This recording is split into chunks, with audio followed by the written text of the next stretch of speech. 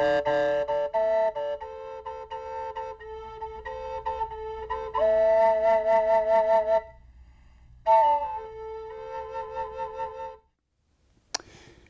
and welcome to Circle Passages, as well as High Ground, and hopefully what we're going to be talking about today, something that you'll enjoy. And you know, anytime you want to give some feedback, in fact, I've been thinking about this is TC Media, so it's just an incredible opportunity for us, the public, to be able to do what we're doing. Great staff that provides support for us, so really want to say thank you to everyone here at the studio, and for you who are tuning in to see and listen to what we talk about. So Jordan and I are going to discuss some things about, actually, kind of like the theme for today, for this show. It will be kind of the pathway for a healthy 2022. And you think, well, healthy in what way? So hopefully that's what we're going to be talking about, right? Yeah. Just not physically, but hopefully kind of holistically, mind, body, spirit. Absolutely. Yeah. Yeah, I'm obviously early in the year, there's a lot of potential energy. And so, you know, how do we harness as much of it as possible, and how do we be, you know, intentional with the way that we set out goals or steps for ourselves to do whatever we want to do in 2022, whatever those goals look like for you. But yeah, absolutely excited to be here. And a lot of us call those resolutions. Right? Yes, exactly. So here's what I'm coming going to the end of January. We're gonna grade you on how did it go? Yes, for sure. Go? And you know, you were just talking about something of setting goals. Yeah. And obviously, and I think what we do sometimes is we may set, and it doesn't hurt to push yourself, but try to keep it realistic, something that's attainable, so you know you don't feel like, oh man, I didn't reach it, and therefore let me just scrap this. I'm going back to what I was doing before. Yeah. That happens. Oh gosh, that happens a lot. I've done that so many times. I mean, I see other people, but you know, I know from my own experience, I've had so many, like, starting tomorrow, I'm getting up at 6 every day, and I'm doing yoga for an hour, and we were talking before the show about exactly this, and it's setting yourself up in certain ways for failure, because like you just said, a lot of times what happens is, you know, I'm going to do all these things. Tomorrow, I'm going to change my life. Starting tomorrow, I'm going to change everything about my life, every single piece of it, and I'm going to make it perfect. And that's really hard. That's really hard, you know, like, gonna wake up and do an hour of yoga. I'm gonna go for a run tomorrow. I'm gonna work all day and quit caffeine and do all this. It's like, oh my gosh, that sounds tough. And then often, like we're saying, is what happens then is you maybe even do most of it, but it's such a difficult goals, multiple, that you've set for yourself that you're not able to follow through completely. And then this is the part that, you know, more than anything, what we're really saying is what you want to avoid is getting to the point where you failed on one or a couple of your goals, and now you're frustrated, and now you're beating yourself up, and now you're kind of negative in the way that you're thinking, and you're in a negative thought process, and that makes it less likely that we achieve all the goals going forward. And so, yeah, one of the things we were talking about, and one of the things I've been really trying to do recently this year and just in general, is setting what I call hyper-realistic goals. Something that you know you can do, and not just know you could do theoretically, but something that would be realistic. And, you know, I think realistic goals is so important, because it, you know, like, again, we were talking right before we started, is even if your goal is something really basic, you know, like getting up at 10 a.m. or whatever, if you're somebody who struggles to wake up, setting yourself a realistic goal so that you know you can do it it's going to help you achieve all the other goals, and it's going to help you just in almost every way, because you're going to be able to do it. And then just by doing it, it's like check that off. It's like, I got to win. I woke up, and, you know, I was saying earlier, I have these late soccer practices. Like, I have one tonight from 9:30 to 11:30. And so my sleeping schedule is all wild. And so I'm trying to do this thing over the next, I'm trying to have a new habit every month going forward, which is kind of a, not overwhelming, but is a big goal. And in certain ways, I'm like, oh my gosh, a new habit every month. But one of the things I've done is for January, my goal is literally to wake up at 10 a.m., which is it's not that early. So it's super realistic for me to do that every day. And so even though that feels, oh, well, that's such an easy goal, why even set that goal, is every morning I get to wake up and I get to start my day with a win. And realistically, especially after I'm, maybe don't have these late soccer practices, I might set a new goal that's just earlier. It might be 9, it might be 8, it might be 7, who knows? But that way, instead of saying, okay, tomorrow morning I'm going to wake up at 6 and change my whole life, it's like, okay, well, maybe I'm going to make sure I wake up at 9 every day. And then once I do that for 2 months, maybe then I move it to 8, maybe then I move it to whatever it is. And again, most of the days I wake up before, it's not that is a goal that's changing my whole life, but that's kind of the whole point, is if you say, tomorrow I'm going to change my whole life, I'm going to set all these goals and I'm going to change my whole life, it's going to be really difficult, and it's going to be a lot more difficult than if you just said what I think is sustainable, which is I'm going to get 1% better every day. 1% isn't a lot. 1% doesn't have to feel like you're changing your whole life. But if you stick with it, it's going to be more of an impact than if you say, I'm going to get 30% better tomorrow. And then you fall short on it every once in a while. And not that you should feel bad about falling short on it, but I don't know. I think people have a tendency to underestimate how much 1% every day, it moves faster than you think. Like I actually I'm reading a book right now called Atomic Habits. And one of the things that is they have a graph in the book that's what 1% better every day looks like, and what 1% decline looks like.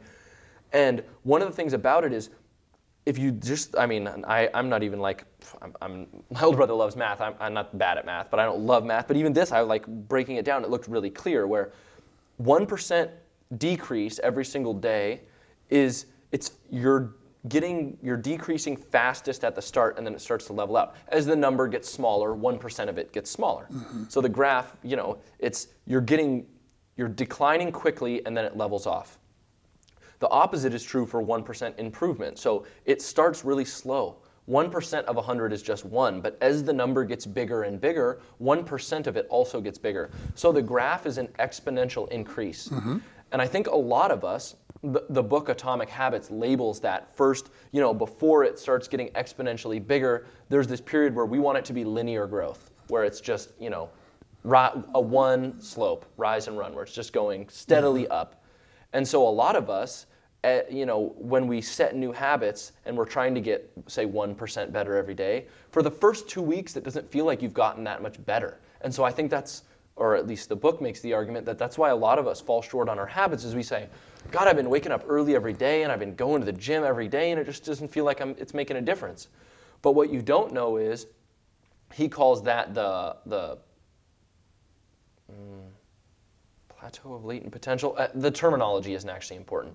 But that period of where you feel like you should be getting better faster than you actually are is a trap for a lot of people, because what you don't realize is that if you're able to push through that period, the growth you'll see will start getting exponentially faster. Be patient, huh? Be patient, 100%. And so I say all that to say, it's actually, I think, more sustainable and a more realistic path towards self-improvement to say, I'm going to get 1% better every day. Instead of what I have done so many times, and I've watched so many people do, which is, I'm going to change my whole life starting tomorrow. And that's hard. It's not that I'm trying to tell people not to change their lives. Absolutely. You should, write down everything you want to change about your life. I'm big into writing things down and journaling. Write down everything you want to change.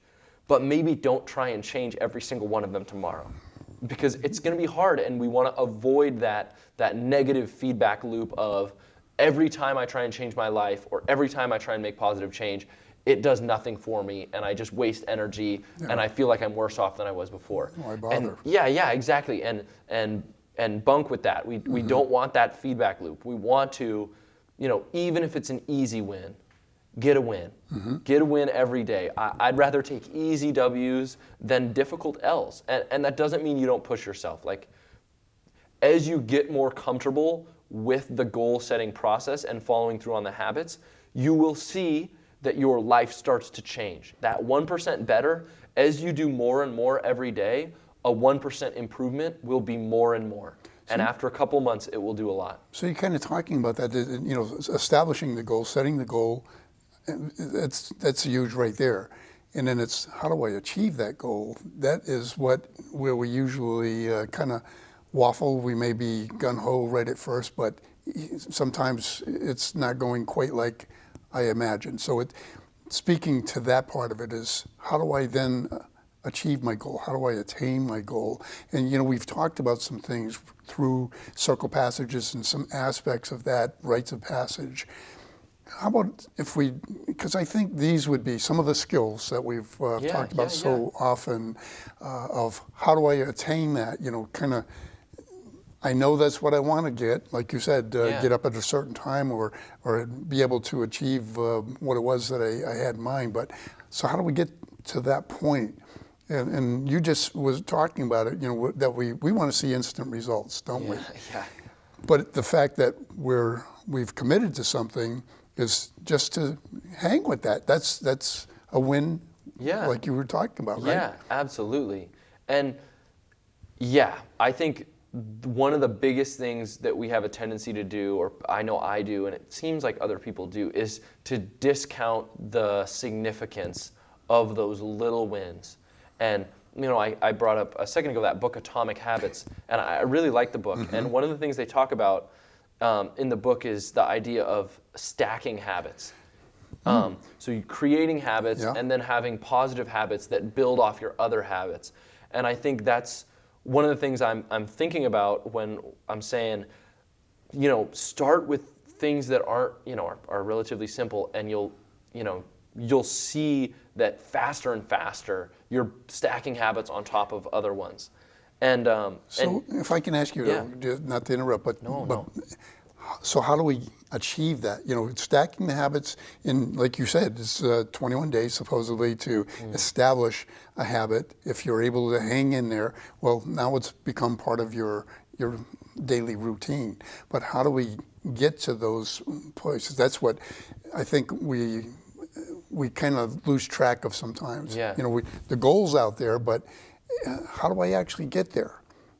And you've talked about this. You've done it yourself as far as getting certified in yoga. And what does that do? What can that do? It doesn't mean it's for everybody, right? But how would you explain? How can that help me achieve that goal in ways that in practicing yoga? Yeah. So one of the things we were talking about outside too is. So much of this, like I keep saying, is just the way that you relate to yourself and the way that you function in your own mind. And so I think whether this is one of the goals that you're setting for yourself or whatever it is, but one of the things that I think is a great tool for a lot of people to have is some sort of practice. Like I like doing yoga, but some sort of practice where you're taking the time and being really intentional and almost setting aside time where you can just focus on, maybe it's just sitting and thinking about goal setting, but I think, I don't know, I found for myself, there's a lot of growth from periods of just, taking time to just think and not even just planning, but being comfortable, quieting my mind. It's weird that I don't know that I would have even tied this in necessarily a year ago even, but one of the things I love so much about the rites of passage stuff we've done is, especially when you go out on the land, is you have a removal of a lot of stimulus, your phone, all sorts of things. And I don't think we realize how much those things are actually holding us back from goals or the person we want to be. And I don't mean your phone is working against you in every way. I mean, you need the phone for sure. But I think we just live in a world where so many things are going on.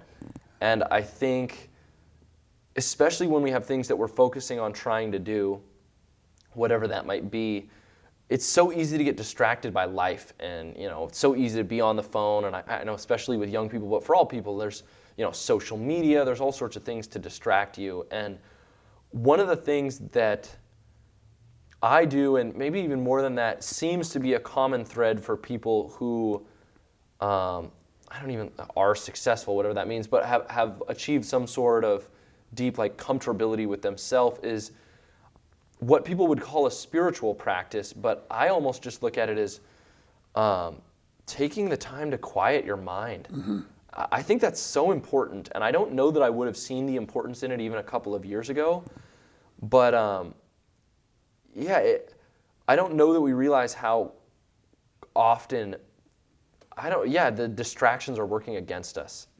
And taking the time, whether it's yoga or meditation or so it could be breathing exercises, it could be going for a run in the woods, or even just standing. There are different types of yoga that are literally kind of just standing or laying and feeling different parts of your body. But taking the time to do something that's intentional, that slows life down, I think very literally feels like it slows life down. One of the things that I think is almost a necessary precondition towards achieving some of these goals that we're setting for ourselves in life is being in the moment, being locked in. And, I just think there are so many things that take us out of the current moment and distract you. And that's how it's possible for me, and it seems like for a lot of other people, you can be at the end of the day and you can just go, gosh, how did that day fly by? Mm-hmm. I wanted to do some of these things and I just felt like there were no time. And there's a lot of time. It's one of the things I learned from, the rites of passage when we were out on the land is, gosh, if you just sit and do nothing for 18 hours, sleep for 6 or whatever, you just sit there for 18 hours, you will come to recognize how long days are. A day is long. Mm-hmm. There's more than enough time. Time is not the problem. It is inefficiency with our time. And then again, that's not like an accusation at anybody, but just a lot of us, there's so many things going on that it's easy to get distracted and have that, for most of us, and some of us are working from home, going to school from home, all those sorts of things, but there's a lot of screen time and there's a lot of things like that. And whatever your practice looks like, I think there's so much value to slowing life down and being super ultra present in the current moment. And that is a real skill, I think. That is. And once you're able to do that, what is it, and how is that allowing you to then get to that, achieving the goal that you had in mind? How do you see that transition anyway to allow you to get there? So I think one of them is I think it just improves, at least I found for myself, it feels like it improves mental clarity. Mm-hmm. It helps almost feel like it declutters my life, like you defragment a disk on a computer. It feels like it almost organizes some of my thoughts, which is really valuable, I think. And then, I think there's so much to that, being present and mindful, and taking an action that you do with intention. And I think the attitude of that, for me, yoga is one of the main ones I do. And being hyper present in my yoga where noises will distract me, tune that out. I want to check my phone to see how long I've been doing it, tune that out. Be present, be in your breath.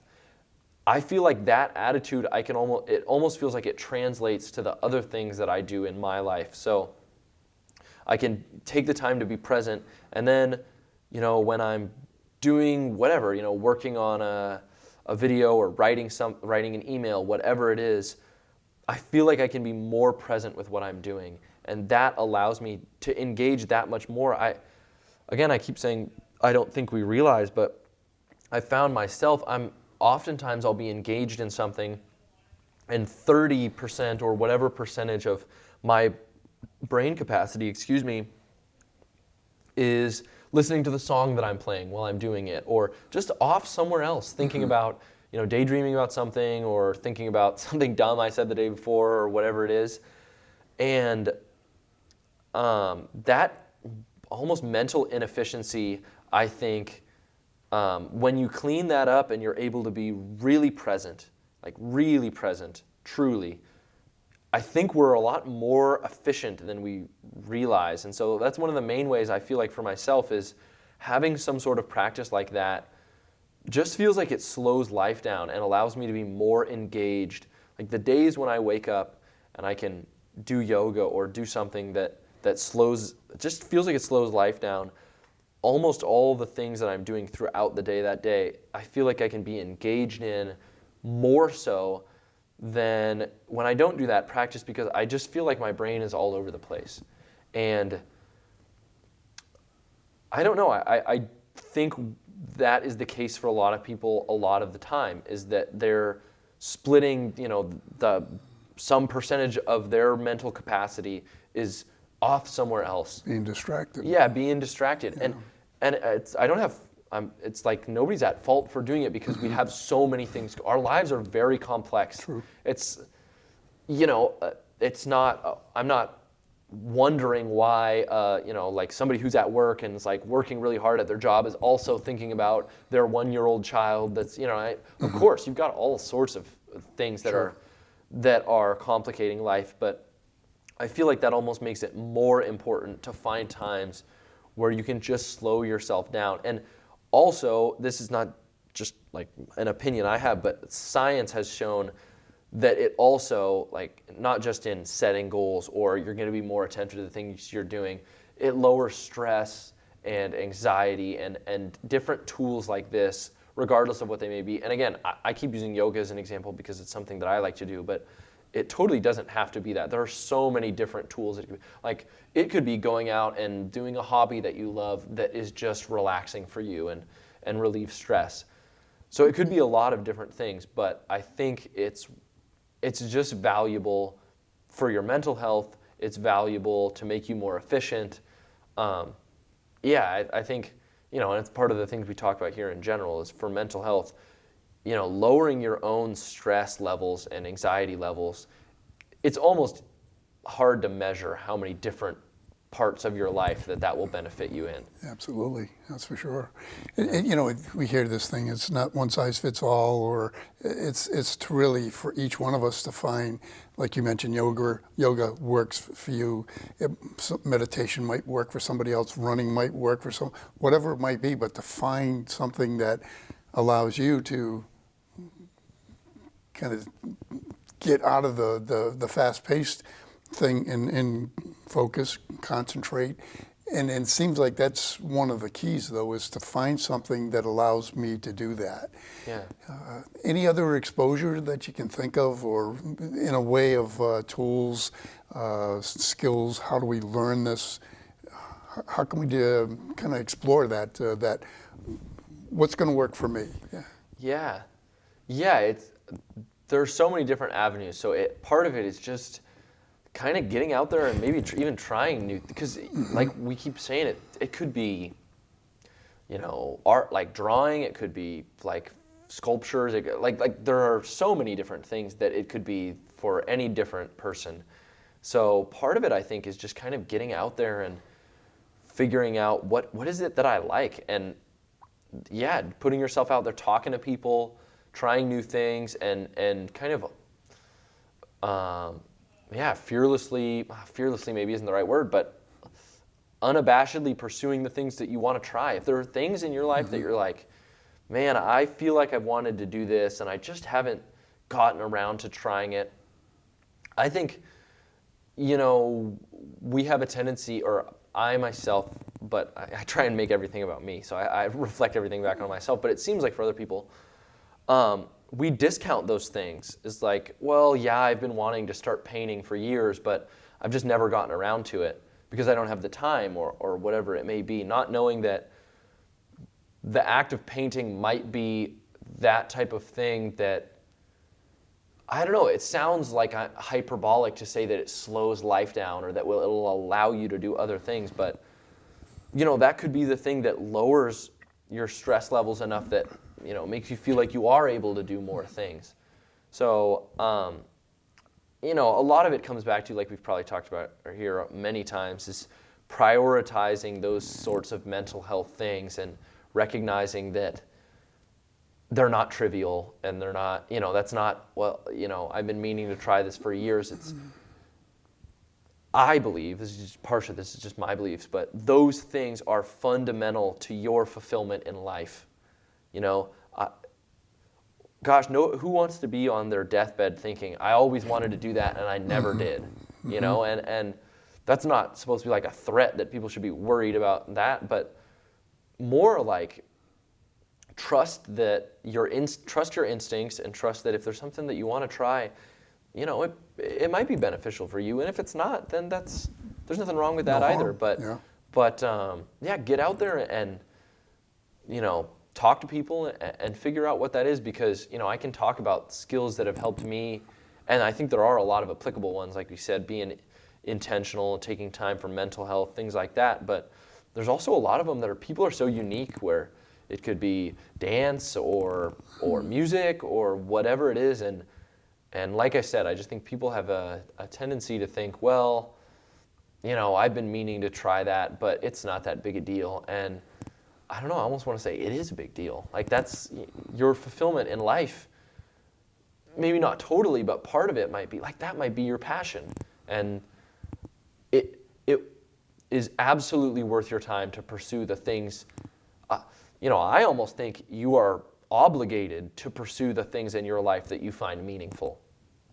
Because if you find them meaningful, that is significant for whatever reason. Even if it's just something that you've seen just one time and you're like, oh, that looks cool. If you are drawn to it and you feel like you would derive meaning out of it, obligation feels like a strong word, but I highly encourage, and I really do think it's not just worth your time. It is, it might even, like, people use the word your calling, or like that might be literally calling to you as a fundamental part of your expression as a human being. And so don't discount it as like, oh, it's just a hobby that I kind of want to get into. A lot of us downplay things like that as not being as important, and fulfillment is pretty important, I think. And so, one of the things I would tell people is have the courage to follow the things you're interested in and really try them. Give them a try. Why not? Why not? Mm-hmm. So kind of going back to the resolution, setting goals, which is fantastic. And then I think what you're saying is, in another word, is to commit to that. Yeah. Because by committing to it, and like you say, hopefully giving yourself some leeway that, okay, you may not get it right out of the gate, but if you stay with it, commit to it, hang in there, hopefully you will achieve some aspect, if not exactly what you were looking for. Yeah.